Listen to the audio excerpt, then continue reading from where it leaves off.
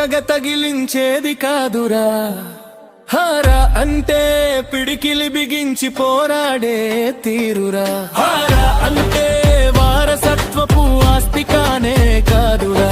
హారా అంటే జవసత్వాల తిరుగులేని కూర్పురా.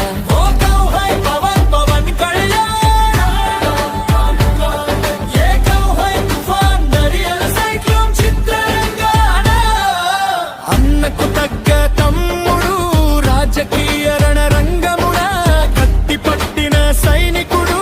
అమ్ముల పొదిలో అస్త్రాలెన్నో ఆచిన అంజనీ పుత్రుడు.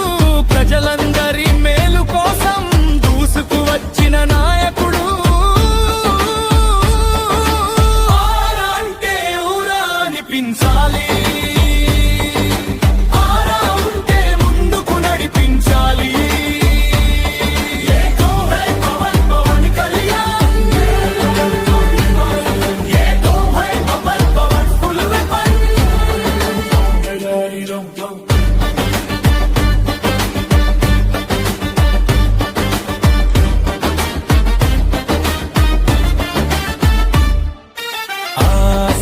చూస్తే శత్రువుల కళ్ళల్లో భయ కంపనాలే మొదలే.